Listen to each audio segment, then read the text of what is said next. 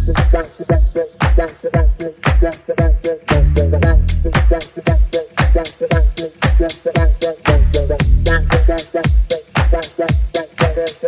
right, so get this. We're going to dive into this trading system, and it's called the Daily Range Breakout. And get this. It claims it can beat the stock market. I mean, outperform it. We've got this document. It breaks down the whole system, like how it works and everything. It even shows the results from trading 6 different Forex pairs for 9 months back in 2015. Are you ready for this? This thing made a 60.20% gain. Seriously? Yeah, let's see what's going on here. You know what's really interesting about this is how simple it is. It's like it uses this technique that's been around forever. It just looks for patterns on daily price charts. Okay, I like simple. But this document says this system's been effective for decades, not just in 2015. Can a trading system really work for that long? I mean, markets change, don't they? Yeah, you're right. Markets are always changing, so no system's going to last forever. But there are some things about how markets behave that just seem to stay the same. And this system seems to tap into one of those things. It's the idea that prices tend to break out of their ranges. It's like, yeah. It's like watching a pressure cooker. The pressure builds and builds, and then boom, breakout. Okay, so walk me through this daily range breakout thing. How does it work? Okay. So the main thing is you got to find these things called inside days. And these are days when the price range stays inside the range of the day before. Gotcha. So it's like it takes a pause, like it's getting ready for something big. So what do you do when you see one of these inside days? That's when you set your trap. You put in buy stop and sell stop orders just outside the high and low of that inside day. It's like you're telling the market, okay, I'm ready for you to move. Which way are you going to go? So you're betting the price is going to break out of the range from the day before. And your orders are there to catch it. This is the part that kind of makes me nervous, though. What about losing money? The document talks about these stop-loss orders. What are those? Stop-loss orders are like your safety net. They automatically close your trade if the price goes the wrong way by a certain amount. You decide this amount beforehand. It helps to limit how much you can lose on any one trade, even if the market does something crazy. Okay, that makes me feel a little better. But the document keeps saying the system is semi-automated. I'm not really sure what that means. What do I actually have to do every day? That's a good question. It's called semi-automated because the orders happen automatically. But you still got to do the analysis. So every day, you'd spend about 10 minutes looking at charts to find those inside days.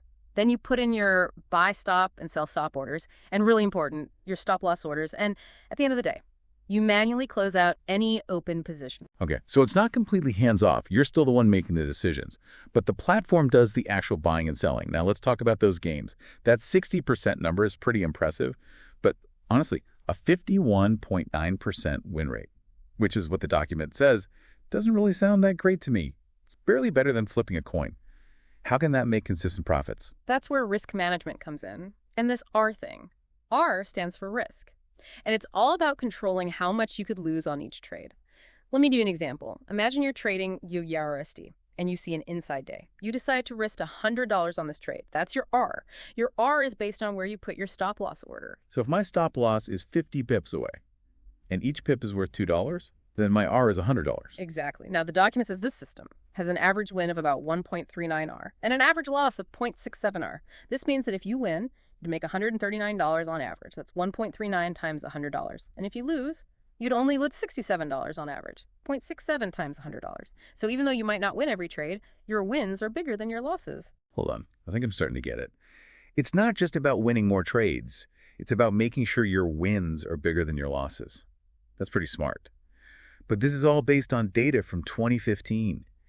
Can we really expect this to still work today? That's the million-dollar question, and we'll get into that more as we go through the trading records. We'll see how this system actually worked over those 9 months.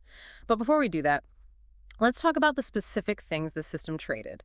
The 6 Forex pairs, UR-USD, USD-JPY, GBP-USD, AUT-UR-GBP, and UR-GBP. Why those pairs? What? I'm not a Forex expert or anything, but I know those are some of the most popular pairs, so I guess it has something to do with liquidity. Got it. These pairs are traded a lot, which means there are always people buying and selling, and that usually means smoother trading and smaller spreads. Plus, by trading multiple pairs from different economies, you're diversifying your risk. Okay, so you're spreading your bets, but what does that actually look like? How did that diversification work out in the actual trading? That's a great question, and luckily we have those detailed trading records. from the 9-month test. They're like a treasure map. They show us how this system really performed. Okay, let's look at those records and see what we find. We'll be back in a flash with part 2. Okay, so let's open up these trading records and see what they tell us. Remember that big table of trades from the document? Those aren't just numbers. They show us how the system worked over 9 months. Oh yeah, I love seeing that kind of detail. So was it like a smooth ride to that 60% gain?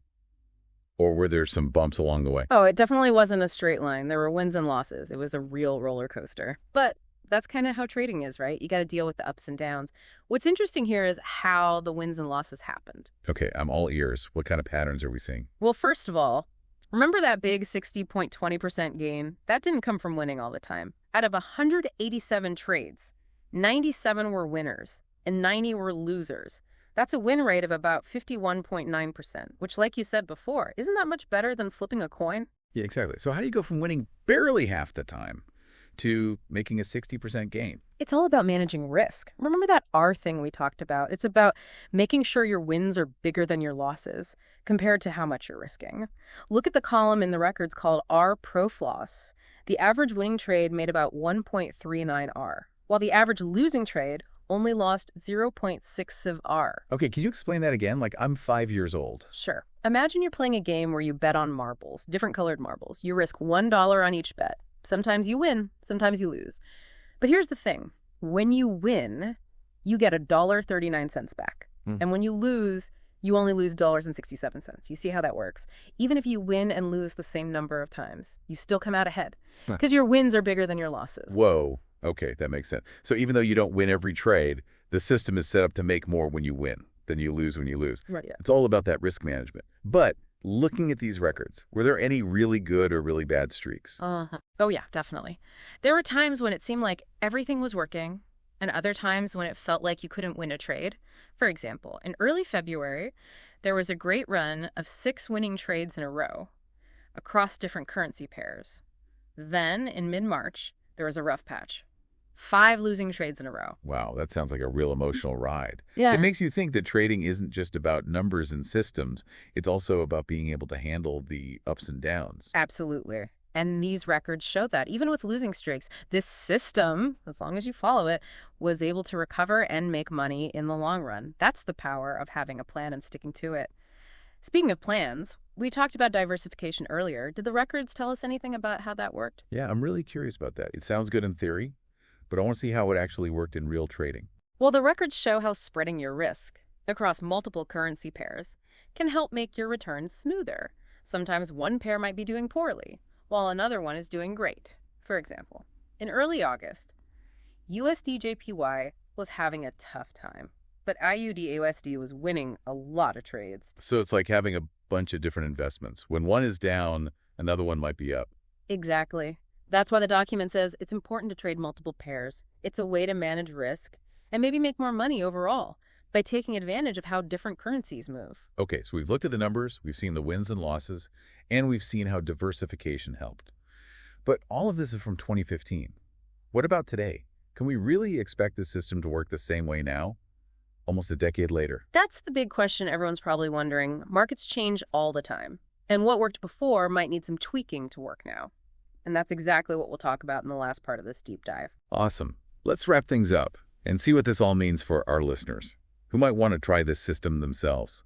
So we've gone through this daily range breakout system. We crunched the numbers from those 2015 trades, and we even saw how that diversification thing worked. But can we really just use this system today and expect to get the same results? Well, that's the question, isn't it? The system is good, but we got to remember that markets change all the time. What worked back then might need some adjustments. It's like updating your phone. Got to keep up with the new stuff. So it's not like you can just set it and forget it. Right. The good thing about the system is you can adapt it. The main ideas are still solid. But good traders are always changing things up to keep up with the market. For example, the market today might be more volatile than it was in 2015. That could mean you need to change where you put your stop loss to handle those bigger price swings. Or maybe even change your entry strategies, depending on what you're trading. So if someone wants to try this system, where should they start? I always say go back to the original source. Look at the document again. Really study those trading records and see how the system worked in real life. Those records are full of valuable information. It's like watching game film. Yeah. You learn from the good plays and the bad plays. Exactly. And if someone's feeling really adventurous, they could try out the system on a demo account. That way you can get a feel for how it works. Try out different settings and see if it fits your style, all without risking any real money. Yeah, like taking a car for a test drive. Yeah. Before you buy it. Yeah. So for someone who's been listening to all of this, what's the most important thing to remember? What's the key to being successful in trading? Systems like this are great. They give you structure and a chance to make money. But to really be successful, you need to understand how markets work. It's more than just following one system. It's about constantly learning, adapting to new information, and always getting better. Don't be scared to change things up based on what the market is telling you. So it's not about finding that one magic trick.